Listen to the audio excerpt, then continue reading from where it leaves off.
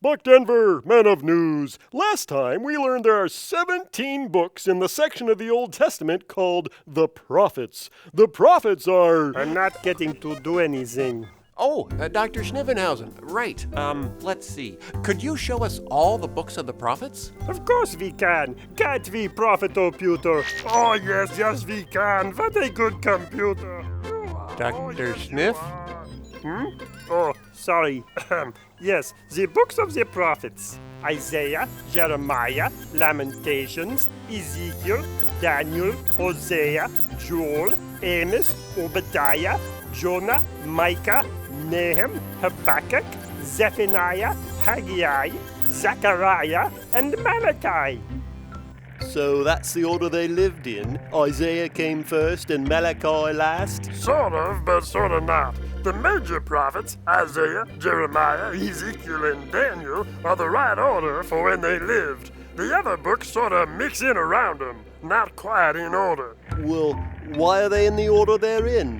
And what's the difference between the major prophets and the minor prophets? Were the major prophets more important? Nope.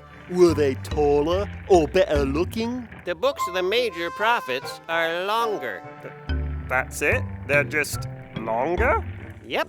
The longest books come first. Isaiah, Jeremiah, Ezekiel, and Daniel. Lamentations is thrown in there because folks thought Jeremiah wrote that one too. Then the little books, the minor prophets, are sort of generally in the order they happened, with a few exceptions. I suppose we have some old rabbis to thank for that. More than likely.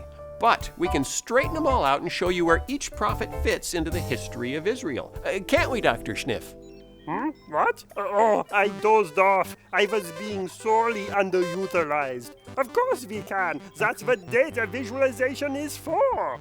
There were 3 emergencies that brought lots of prophets with warnings from God. The first was the rise of the Assyrian Empire.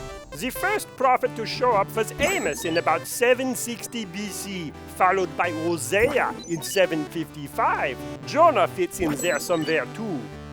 Then comes Micah in 742 and Isaiah in 740.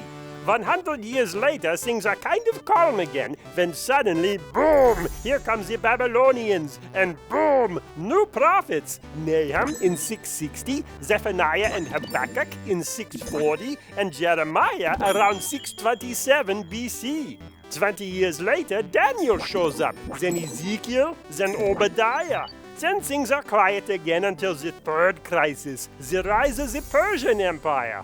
Wait, why is that a crisis? The Persians are the ones who let the Jews go home. Ah, yes. But this was a different kind of crisis. It was an identity crisis. The Jews back in Judah weren't sure who they were anymore. Were they still God's covenant people? Since the Babylonians destroyed God's temple, did that mean the Babylonian God was stronger than Israel's God? And some of them started marrying women from other lands and worshiping their gods. Right, I remember that from the book of Ezra. So a new crisis needs new prophets, and God sends Haggai and Zechariah in 520, right about the time the temple was being rebuilt.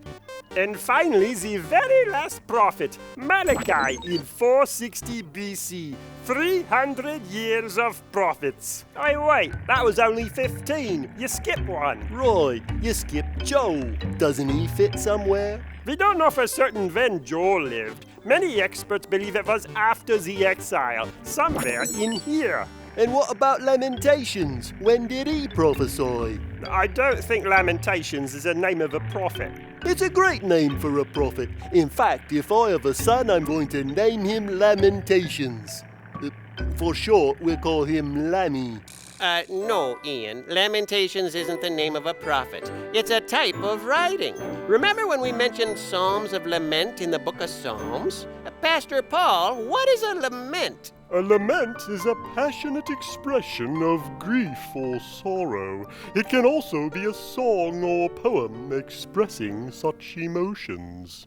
So a lament is a sad song or poem written about the loss of something special, a loved one, a relationship, or even a whole city. So Lamentations is a whole book full of laments. What did they lose? A butterfly collection? A lucky penny?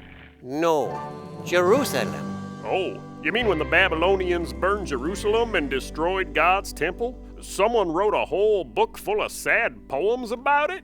Yep, the Book of Lamentations contains some of the saddest writing in the Bible. Who wrote it? The old rabbis believed it was written by Jeremiah, who was there when Jerusalem was burned. But the book doesn't say who wrote it, so we don't know for sure. Since Lamentations is mourning the loss of Jerusalem, it was probably written not too long after Jerusalem burned in 587 BC.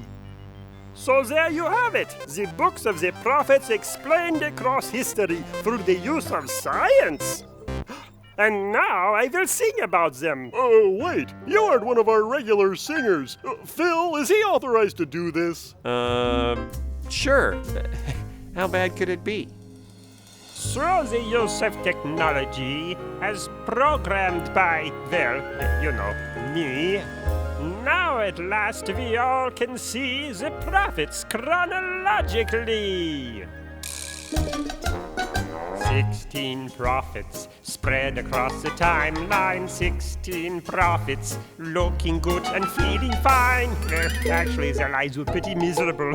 But 16 prophets from Amos down to Malachi. 16 prophets, and now you'll never wonder why. With the help of Prophet Computer, Zechariah never looked cuter.